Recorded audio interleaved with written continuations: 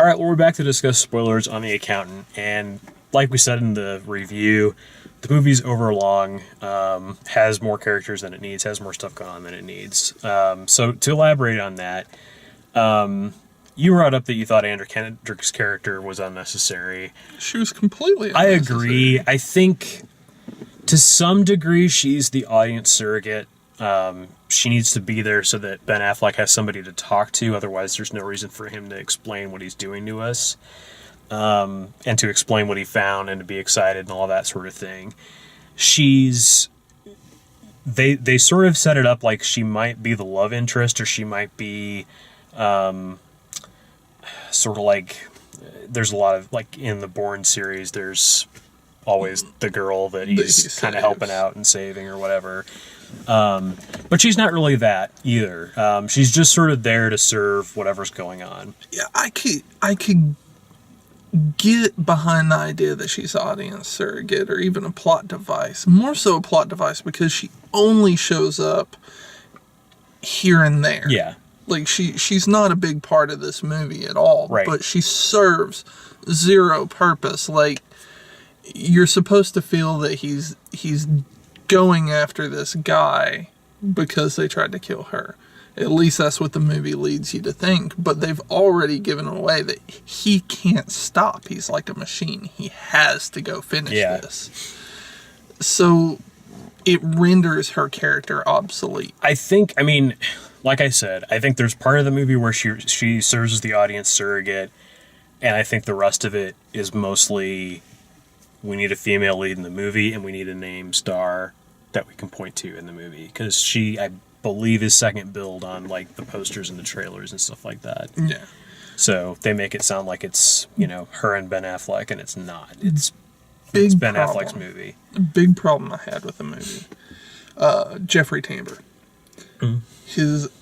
They introduce his character 5-10 minutes in, and then there's like an hour and a half where you're like, what was the point of that flashback? And then all of a sudden it's thrown at you. What happened? Let's get to the flashbacks in a minute, because I think the biggest flaw with the movie is that it's so much of it is wrapped around building up this twist that his brother is the main like mercenary that he's up against, and there's like one or too many flashbacks in the first half of the movie that make it obvious that it's like, oh, he and his brother are both amazing fighters, and we haven't seen anything bad happen to the brother, so the brother's still around. It's probably this guy. Yeah. Like, not, chances are it's this guy. Like, they've kind of got the same haircut. And it ends up being that guy. Now, as an audience member, I figure this out 45 full minutes before the movie reveals it. And the movie takes that long to reveal it because, like what you were saying with the flashbacks, it sets it up in a very clumsy way. We have Jeffrey Tambor introduced, and then we kind of have a little bit of a flashback with him and his dad and his mom, and then another one with him and his dad, and another one with him and his dad, and then you're like, okay, I figured this out. And then we have this scene where J.K. Simmons like retells one of the flashbacks. And so we watch that whole flashback again with his narration and his explanation of what's going on. And that scene is where the movie just falls apart.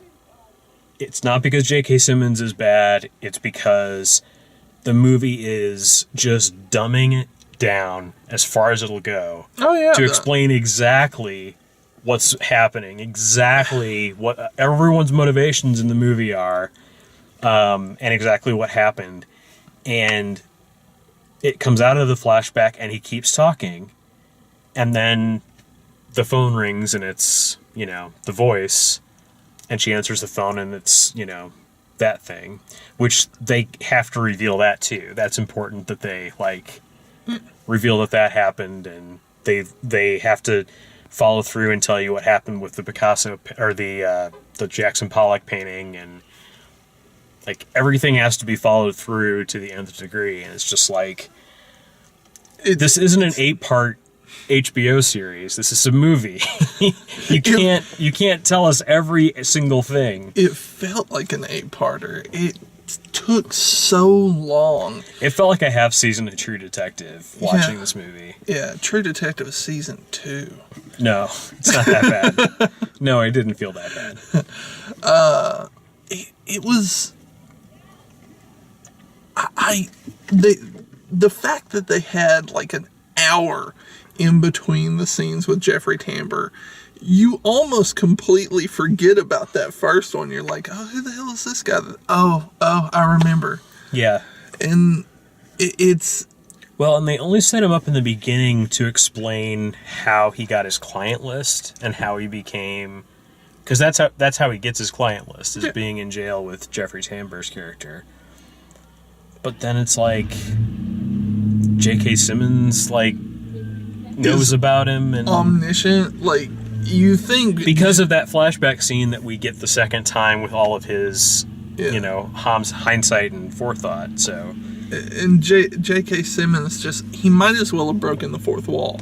He should have just looked at the audience and been like, here's how it went. Ladies and gentlemen, I'm J.K. Simmons. Here's what's going on in the movie right now. Exactly. Yeah.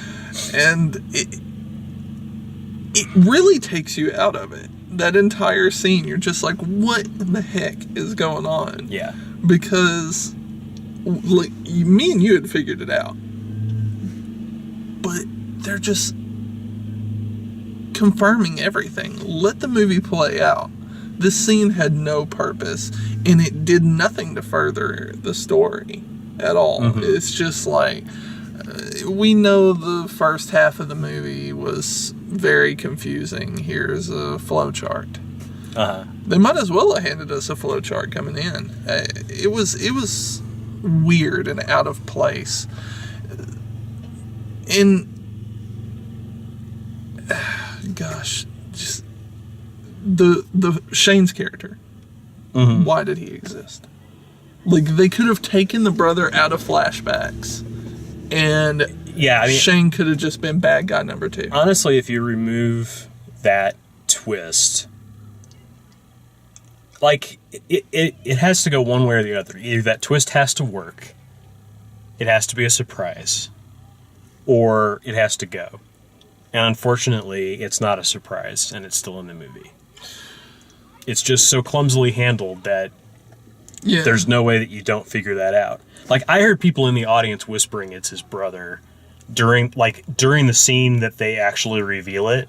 Mm-hmm. Like, that's how late people were guessing or confirming to their friend or whatever. Like, it's his brother. Like, yeah.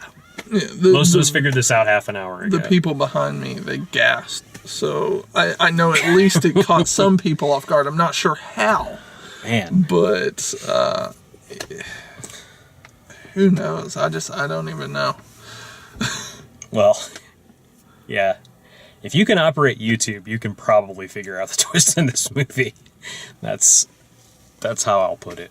But yeah, The Accountant. We saw it. It was good. It was fine. It's got problems, but it's fine. If you like the way we do these, please like the video, subscribe, check out all the written and video reviews at alemaxfield.com, and thanks for watching.